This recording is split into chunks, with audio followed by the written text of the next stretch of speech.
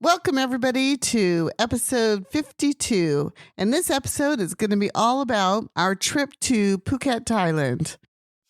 Welcome to Streets and Eats, the travel and food podcast dedicated to taking our listeners to the sights, sounds, and flavors of fascinating places near and far, both on and off the beaten path. We're Jim and Corinne Vale, and we've been traveling internationally and domestically together for decades, visiting more than 90 countries and all 50 states in the USA. We'll share all of the local knowledge and food expertise we've gathered through years of living as expats in Asia and Europe, as well as traveling with families spanning multiple generations around the world. Join us each week for a new adventure. Well, we barely got settled in Vietnam. In fact, we didn't really get settled. We just got an apartment, signed the lease, and had been staying with the kids in their apartment, their 2-bedroom apartment, for a couple weeks.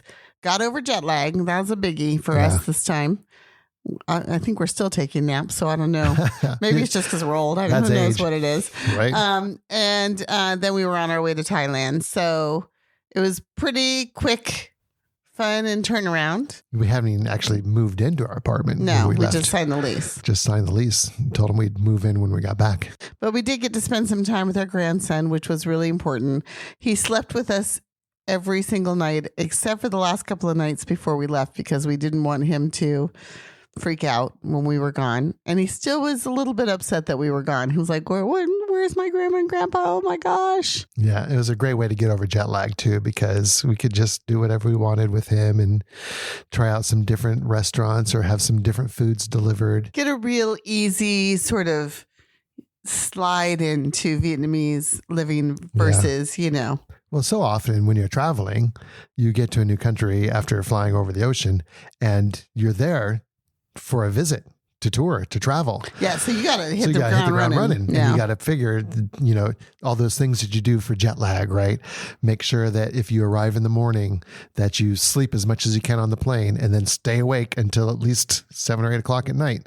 Or if you arrive at night, make sure you don't sleep on the plane and don't have any alcohol and be ready to go to sleep when you get there. So yeah, it's nice to have time when you get to a new country or after traveling across the oceans. Well, and I think we, even as quote unquote new expats, had it pretty easy because we were staying with Erica and Michael, who had already been here for 3 months. Yeah, they'd already had it set up. They already knew how to use Grab. They already knew where the good restaurants were. They already knew what we were going to like to begin with. Yeah, it was really easy. So that was pretty cool. It's a good way to do it. But we had a conference planned in Thailand. So yeah. After only a few weeks here and just really enjoying ourselves and not getting any work done, obviously, we hence the big gap in the podcasting. We loaded our bags and went back to the airport, this time all on our own. And we flew Vietjet Air, which is the low cost. I don't like really calling an airline the cheap airline. I like low cost better.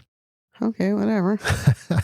Sometimes they're just cheap, but this one is low cost, I guess. The low cost and it's airline. Not the lowest. No. There are other things that we could have taken. I think I can't even, I don't know yet. We'll keep you updated on all the different low cost airlines in Asia.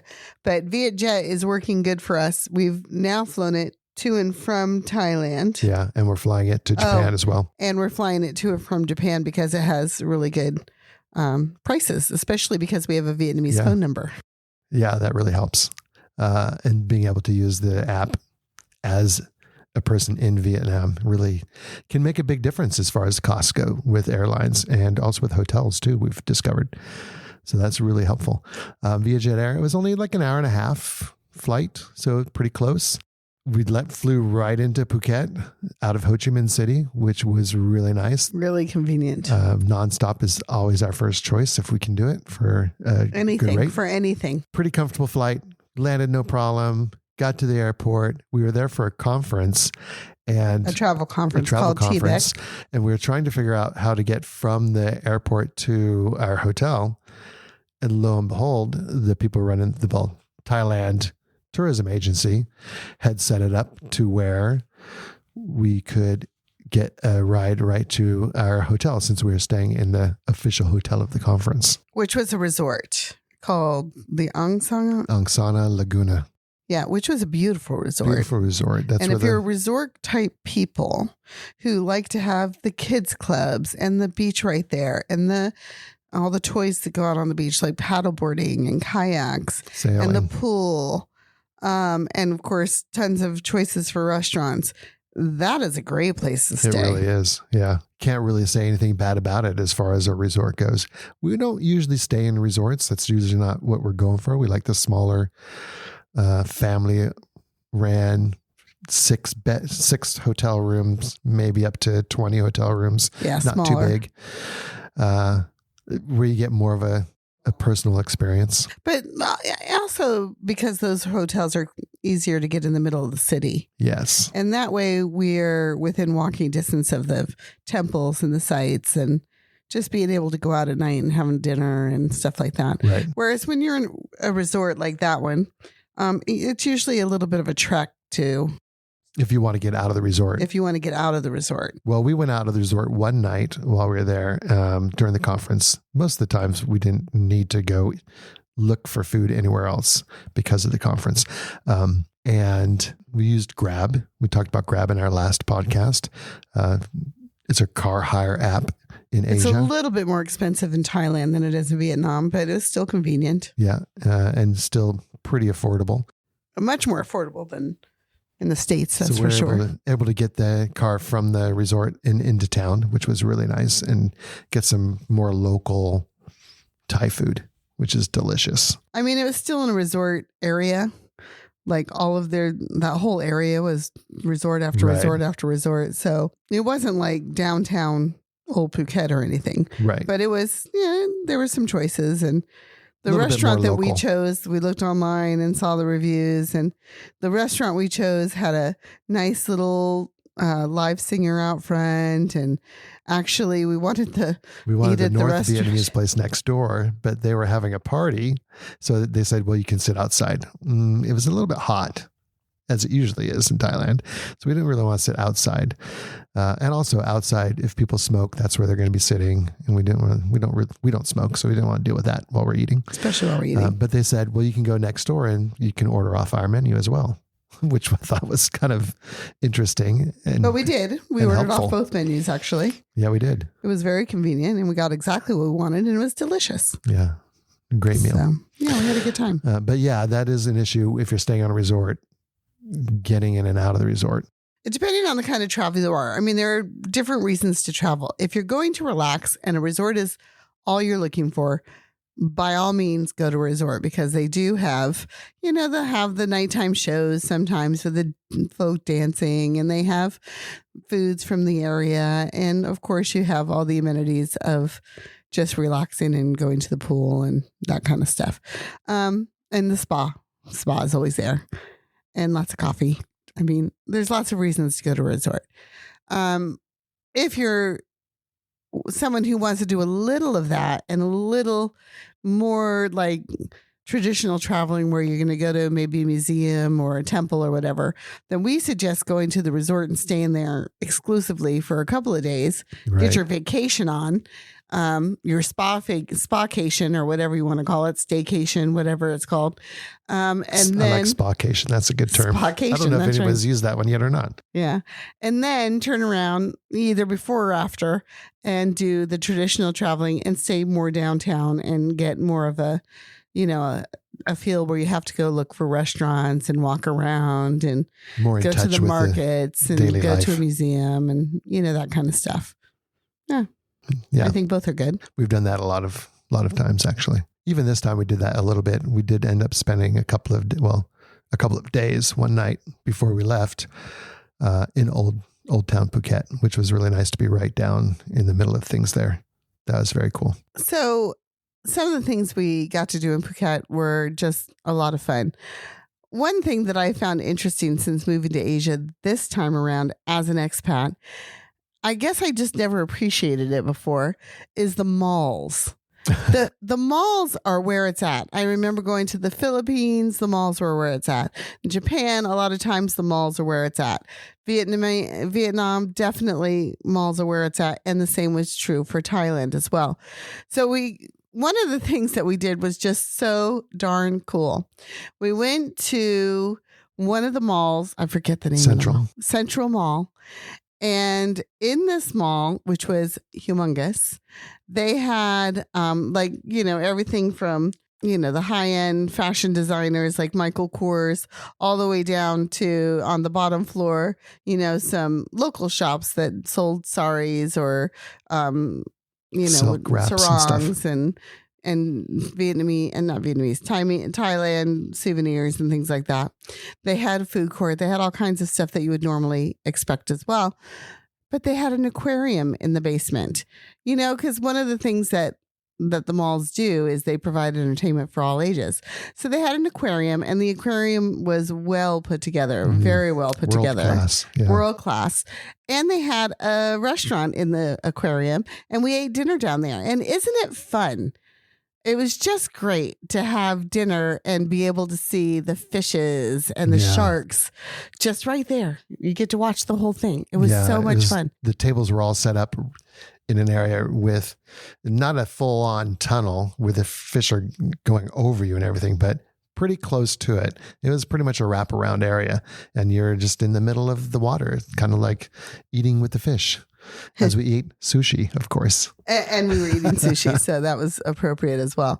That was called Aquaria, and that was really, really fun. And it would have been great for kids of all ages. Oh, yeah. We just happen to be old kids, but and we're not big shoppers, but you do find things like that more and more nowadays in malls and food courts with local food in malls. Yeah. Just because that's where business is being established.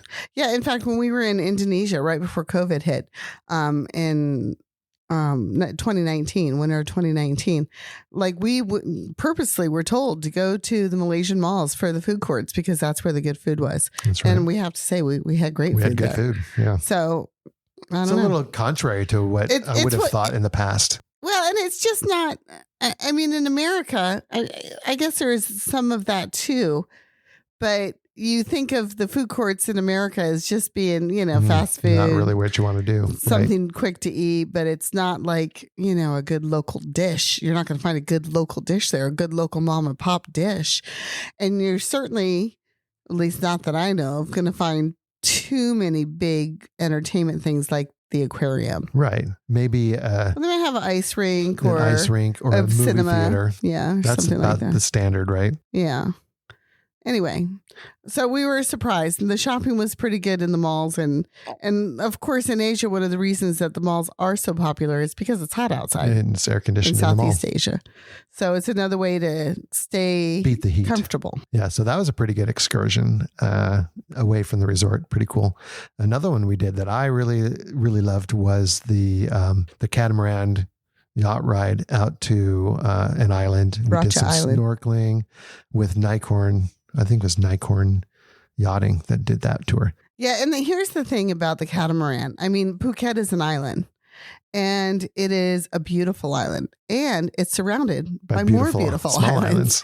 So there are beaches and islands and all kinds of boat tours. And whether you want to take a sailing boat or a longboat, or as we did, a catamaran, there are sunset cruises. There are dinner cruises. There's snorkeling. There's scuba diving. There's, take a boat to this little beach on this island, which we did a little bit of, and sunbathe here for a while, and then go take a paddleboard out, and then get back on the boat, and then go to another little island. We got rained out, and it was... Well, I wouldn't say we got rained out. We got rained on. Rained out. I mean, we didn't get canceled. Were going back in to port. So we'd pretty much finished the day. Did it start raining during dinner or after dinner? Right after dinner. Right after dinner. So we had dinner and everything. It was just on the way back. But so it was torrential. It was torrential, and it was a sunset cruise. And yeah, so we didn't get sunset. We didn't get much sunset. There was a little bit of a sunset. That's true. We didn't get much of a sunset. And the food was, I would say, mediocre at best. Yeah, what you'd get on a boat. If I were to do it again, I probably would bypass the actual dinner part of the sunset cruise and either eat dinner when I got back or not done sunset at all because the food, I didn't think lived up to the rest of the day. One of the options would be to eat lunch at the island where we went to the beach. And they had really good looking food. A couple people did have Some a food meal there. there, and it looked really, really amazing. Delicious So that's seafood. one option too. So do a full day like that where you do some snorkeling and swimming in the morning and then lunch on a beach, on a small island out in the middle of the water, a little bit more catamaraning as you come back in. That'd be a good day. We had a great day as it was. It was a great day. I'm not complaining about it at all, but I was just saying the thing that I would change would be the food situation, I agree. because I think that their other better food was more available, and food in Thailand is cheap and good. and delicious. It should be all delicious. It should all be good. There should be no reason for it been, not to be. That could have been better. I agree. So they did a good job. They were pretty friendly and helpful and had enough of the food. It wasn't like there wasn't enough, but yeah, could have been. The meal on the beach looked better, and I'd almost wish that I had done like other people and gotten it. And Phuket, though, is full of all kinds of adventure activities. And one of the things that we did that was really fun, too, is we went ATV and four-wheel driving. And we've done that in a number of countries. We've done it in Turkey. We've done it in Australia. Of course, the United States. I don't know what else. Scotland. Scotland, yeah. We've done it all over. And it just cracks me up on the various levels of safety. Now, guidance. Don't get me wrong. They're all safe in their own cultural way. For example, when we were in Scotland, we had to have a full bodysuit, closed-toed shoes, basically like boots, hiking boots or something. Full face helmet. Yeah. And we were covered to the hilt. In Thailand, it's warmer than in Scotland. So they suggested wearing shorts. I had capris and they thought they were too long. Yeah. And because you're going to get muddy. Because you're going to get muddy. Ruin your clothes. Yeah. And then, of course, we wore our flip-flops. But they provided shoes. But they provided Crocs. Which were Crocs. And so, and then I stupidly wore my socks, which got completely mudded. Well, remember that torrential rain downpour that we talked about from the yacht? That was the night before we did the ATV. So yeah, it was muddy and wet on the ATVs. But the tour itself was one of the most fun tracks I think I've ever done. It's super good. I mean, just to go ATV in general is fun. It's just fun. It's easy. You push, a little button and you're just going around. You let off on the button. There's a brake. It's easy. Anybody can do it. Anybody can do it. Pretty much. Even I was talking to the guy and he said even they've had as little as 6-year-olds do it and they catch on so quick. And that's up to you as parents. But I don't know if I would take a 6-year-old on it. But at least maybe a 10-year-old or something. Anyway, our track took us through. It's they're always worn tracks because they have to be able to go on the land and stuff. This one took us through, I'm going to say, knee-deep puddles. Yes. It took us on hugely tree-rutted paths. It took us out to the beach. A mangrove swamp. But we didn't drive in the mangroves. No. They just took us out to the area where we could walk out there and see them. And it was hilly and curvy and everything you want in a 4-wheel drive situation. So it was really, really, really fun. The only complaint I have about it is it could have been a little longer. It was a pretty short tour. Yeah, it was I think it was 30 to 40 minutes long, and an hour to an hour and a half would have been even that much more fun. Plus, the group we were in was quite large. It was a very large group. And so the problem with that I had was because it was a large group, they had told everybody to, if you're more experienced, take one of the front ATVs. If you're less experienced, take one of the back ATVs. Well, what I didn't understand was how the ATVs were lined up. So I just got in an ATV that was like right behind you in a line. But because I was behind you, that was considered the back. Yeah. And so they'd take all the front line vehicles first and then the second line. So I ended up back in the back with a bunch of beginners, which was like, oh boy, I would have liked, because I have ATV all over the place. Times, yeah. I can do it. I know how to do it. Let me go past these people. But they wouldn't let me. So I would just kind of hang back, let the people who are learning work their way through an obstacle area. And once it was clear, I'd just go through at my own pace. So I ended up having a lot of fun too. Yeah. And actually it was maybe I was able to have even more fun that way because they didn't care that I was hanging back. Yeah. They would have if I was with like a faster group. I kind of did the same thing in my group, even though we were faster than you guys. But that was a lot of fun. That was with ATV Phuket, I believe. And they did a really good job of setting it up. What I thought was interesting was we took a bus from the resort area to the ATV area, but the bus couldn't get down into the ATV area because the terrain was too rough. So, and this was the standard operating procedure for the ATV tour place. They would meet you at the top of the road and you would load up into their trucks or SUVs, and then they would take you down to the starting point where you'd do the safety tour or the safety lesson, get all dressed up, and then do the tour from there. It was a lot of fun. I really enjoyed that. That was one of my favorite things we did in Phuket.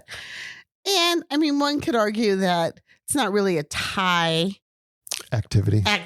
It's an all around, you can do this anywhere in the world activity, but it's still fun.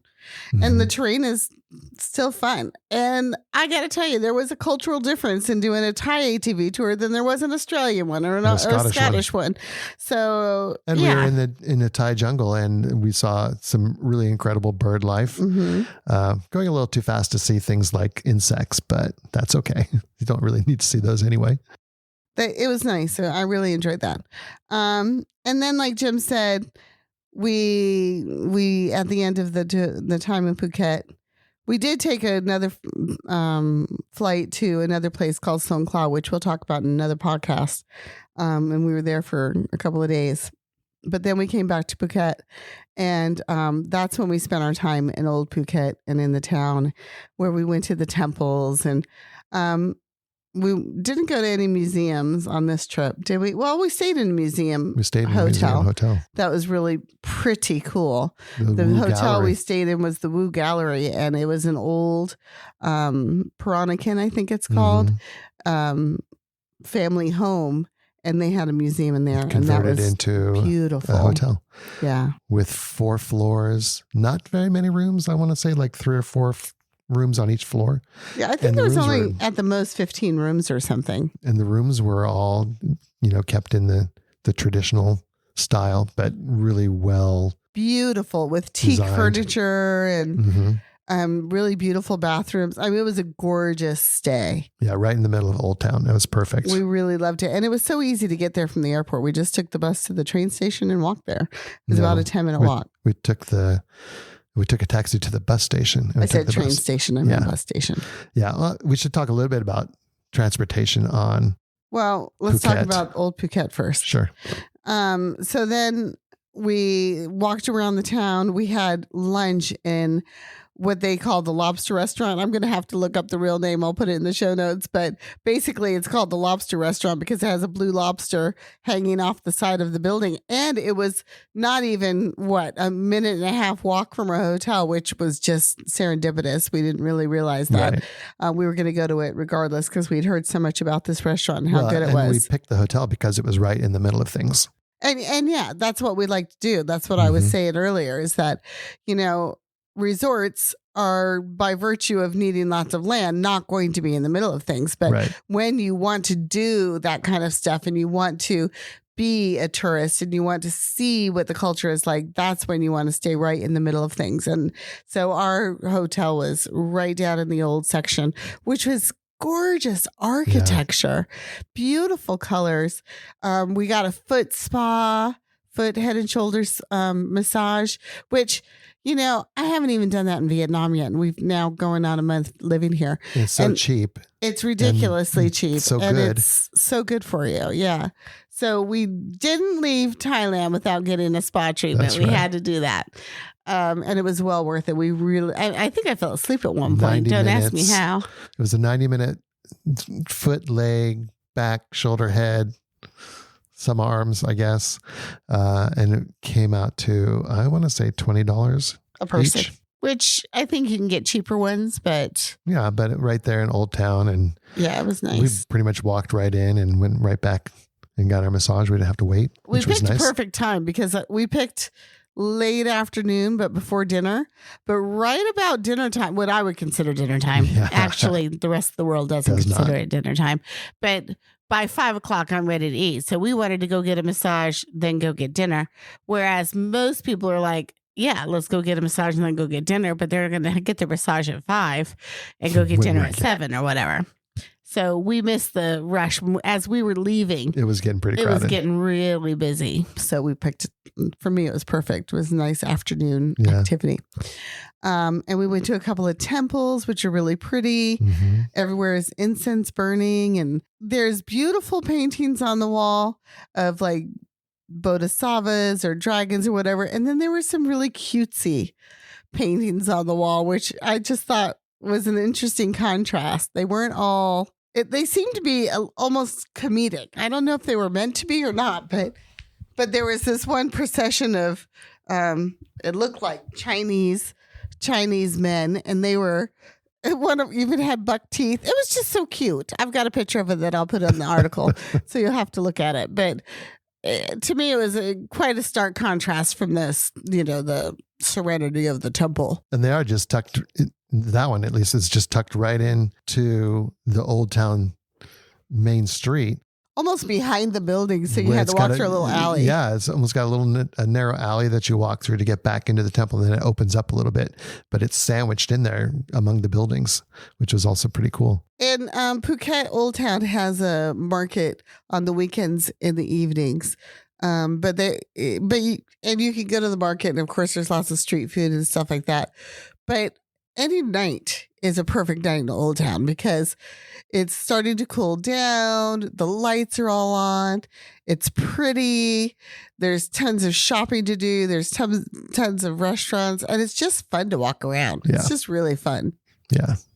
It's starting to the weather is always hot, usually raining, but in the evening and as the sun goes down, it cools off as much as it's going to, and it becomes very, very balmy and nice just to get out and walk around. Yeah, so we had a great time in Phuket Old Town, and that was our last stop. So from there, we were going back to the airport to fly to Vietnam. And like I said, it was a 10-minute walk or a 3-minute taxi ride. And I don't know what we would have done, but it was pouring down rain when we left. So we did call a taxi. The taxi was cheap. I don't know how much it was. I don't remember. But it was $4. super cheap. And they're so considerate. Did just pull up in front of the bus station and drop us off. You pulled us in to the left side of the bus station, which is where the airport bus is, and actually pulled into a stall so that we were covered as we got ourselves right next to the bus that we needed and our luggage right next to the bus that we needed. So, how could you Pretty can't beat that with a stick? It was wonderful. And and it was all intentional. He was definitely doing that for us. It was very intentional. You could tell. And they don't expect tips. It's just amazing to me. Wonderful service. Wonderful service. So one of the issues that I have with Phuket, and it's not just if you're staying in a resort or one of the resort areas around the island. Phuket is a very large island. Regardless of where you're staying, you're going to want to get to another part of the island. You are. And so it's deceptive because you hear Phuket, and I, prior to going there, thought it was Phuket City. Right. I didn't realize it was such a large area. Yeah. And it takes a lot of time to get from one part of the island to another. For instance, to get from our resort to the yacht that we took, that was a good hour and a half bus ride. Or even into the center when we went to Central Mall, that was another 45 minutes to an hour. From the airport into Phuket Old Town and back, one way was 45 minutes to an hour. Yeah, it was quite a ways. That's one of the reasons why we wanted to stay in Old Phuket. Yeah. Towards the end of the trip, because we wanted to be there, and we wanted to be able to just get out and walk around and explore Old Town Phuket and not have to worry about getting transportation to and from it. So we figured it'd just be better to spend the night there and then get transportation to and from the airport. And that actually worked out really well because there is transportation from the airport. There's a bus. It's got, I think, 3 different loops that will take you to different parts of the island, the major parts. So Phuket City, Patong Beach, places like that. And then the resorts may or may not have a shuttle to different areas as well. So that's something to look at if you're looking at booking a resort on Phuket. Where is it on the island? If there's things you want to do outside of the resort, make sure you understand how you're going to get there. Well, like I said, that's why I suggested if you're going to do both, change hotels in between, because it's really worth it to be downtown from where you are. Yeah. And then you just pay the expense of transportation the one time to change hotels as opposed to back and forth. That's what we suggest. Yeah. It usually works pretty good for us. We had a lot of good food, whether it was at the conference with the food was provided. I think they did a really good job of trying to provide as much as they could, really local flavors and dishes. So that was really nice. When we got out of the resort, again, I mean, you have your pick, local dishes everywhere. And I found everything fresh, delicious, spicy, not too spicy. They're pretty good at adjusting the spice level based on what you want. Here's what I think about the spice in Thailand, at least in Phuket. I haven't been to Bangkok lately. We're probably going in the spring. But, they get tons of tourists there. And I think that the majority of tourists don't want it spicy. And if we talk to the people around us that were eating, they didn't want it spicy. Yeah. So I understand where they're coming from. So their default is to give you pretty much no spice. And there are a few exceptions. But for the most part, I think you need to tell them that you want it like medium spicy or a little spicy so that they know that you don't want full on Thai spice because there's no way I could handle full on Thai spice. But yet to not have any spice takes away from the Thai flavors. That's right.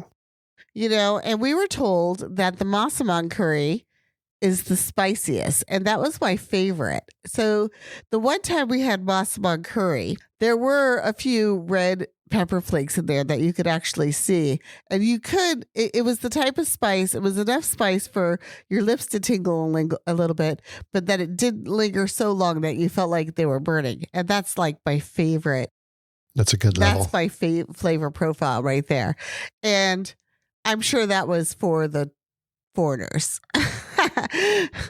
I'm sure it was still watered down as far as flavor was going for the foreigners, but at the same time, it was enough for me. So you just have to sort of find your way there. If you are used to spicy food, you need to tell them a little spice, because I think their default is going to be, you're a foreigner, you're from the United States, and it's going to have little to no spice. Yeah. And we did find that with some of the restaurants in the resort as well, where that was the default, was not much spice. So I have to say, I ate tons of great food, but my favorite thing is one night we went out and we had pineapple curry with shrimps and the coconut milk with whatever curry and pineapple. I think it was a yellow curry. Was amazing. I mean, I was just spooning that curry just like soup into my mouth. It was so delicious. It was very good. That was my favorite as well. Although I like tom yum. The tom yum was very good as well. Quite a bit too. And they tend to go a lot more spicy on that, because I think they figure that's what you want. If you're going to get tom yum soup, you want some spice in it. Now, having said that, I'm sure that it was not full Thai spice. Oh, there's no way. There's no way. Because I couldn't do that. I've tried it before and I just can't handle it. And I like spicy. I really do. So if we were going to go back to Phuket, I think the thing that I would lean on the most is spending more time out on the islands. There were boats to every kind of island that you could imagine. And for me, there's nothing better than taking a boat and going to an island. So if you're that type of person, then you can pretty much spend your whole vacation just going from island to island and doing those kinds of activities. And it's pretty inexpensive. In the show notes, I'll link to some of the tours and stuff that we took and recommend for Phuket. If you've got any suggestions, just let us know in the comments. All right. Thanks for listening to this episode of Streets and Eats. If you liked what you heard, please show us some love. Hit the like button and leave us a review. Maybe even subscribe so you don't miss any future podcasts. Also, we'd love it if you joined us on our Facebook private group, Streets and Eats, where we just have an ongoing conversation about all things travel. Ciao for now.